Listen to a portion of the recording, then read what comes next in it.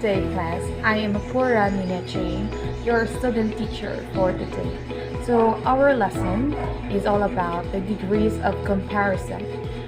Before I formally start our discussion, I would like to share with you the learning objectives of our lesson. At the end of the lesson, the student must be able to first is to determine the rules on the degrees of comparison of modifiers according to the syllables. Second is identify the degrees of comparison used in the sentence. Lastly, complete the sentence with the appropriate degrees of comparison of the adjectives. But before I proceed to our discussion, I would like to give you a preliminary activity wherein we will play a charade. Just listen to me. It is a game wherein an individual will act out something that he had picked in the container. The first one who got the word correctly will get a special prize. I'll be picking up names here in the list, then he or she will be one who will act out the scenario who or she picked. Don't worry, these words are simple and easy. Have I made myself clear? Okay, class, how did you find the activity? Okay, today I will announce the winner. So, the winner is Jerlyn Cabeltas. Jerlyn, you can claim your prize in my office. So now, we will proceed in our discussion about the degrees of comparison. So what is the degree of comparison? The degree of comparison, it includes the listing of the positive, comparative, and the superlative forms of an adjective or an adverb. The positive degree of an adjective is its simple form. It is used to denote the mere existence of some quality. Adjectives in the positive degree are used when no comparison is made. So the degree of comparison of an adjective describes the relational value of one thing with something in another clause of a sentence. So the comparative degree of an adjective is used to compare the quality with another of its kind. And the superlative degrees is used to compare the quality with many or all others. Just like, for example, the first sentence, James runs fast. Second sentence, James runs faster than Shirley. Third sentence is James runs fastest among his friends. So, and in sentence 1, the adjective fast says something about James. So in sentence number 2, the adjective faster compares James' speed with that of Shirley.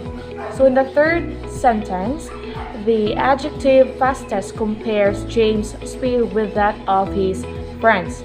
So let's proceed to the formation of the comparative degree. So the comparative form of an adjective can be formed using the following rules. So just by adding the er in the end of to the single syllable adjective, just like for example, hard turns into harder and the slow turns into slower.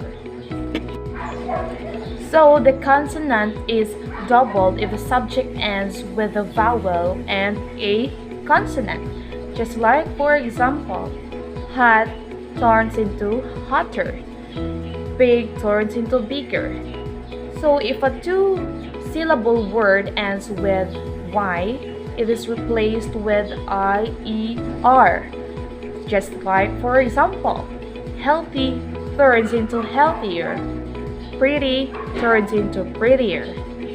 The word more, M-O-R-E, is placed before the multi-syllable adjective and adverbs just by ending in ly.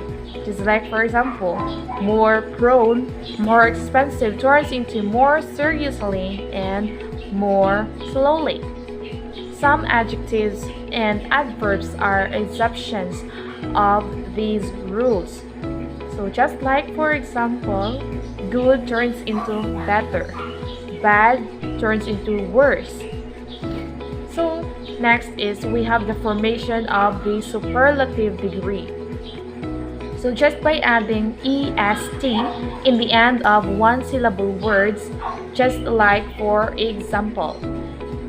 So from long to longest, from tall to tallest. So just by placing the most before the multi-syllable words, just like for example, from expensive turns into the most expensive, the famous turns into the most famous.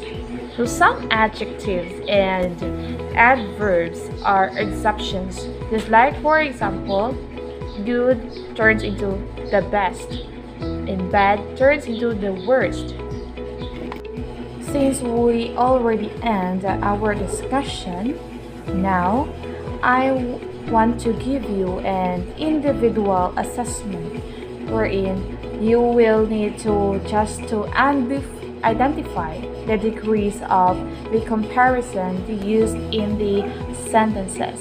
Just say positive degree, comparative degree, or superlative degree if the sentence fall under one of the three.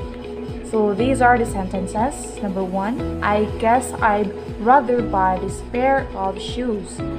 It's cheaper than the other. Second, Baguio City is the coldest city in the country.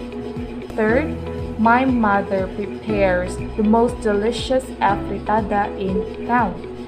Fourth, the lion is a wild animal. And the last is, owl is more active at night.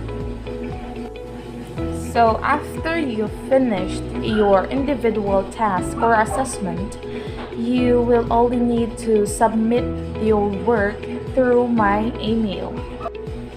So before I end up this discussion or demonstration, I would like to acknowledge the approach, method, and techniques involved in this demonstration. The approach, which is the student-centered or constructivist approach, and demonstration method, and the collaborative strategy. So that's all for today, class. I hope that you learned something in our discussion for today. And that will be all. Thank you, class, and goodbye.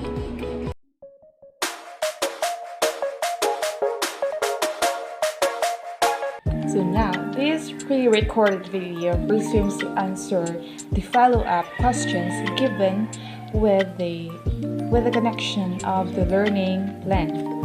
So the first question is, why did you choose that certain approach, strategy, or a method?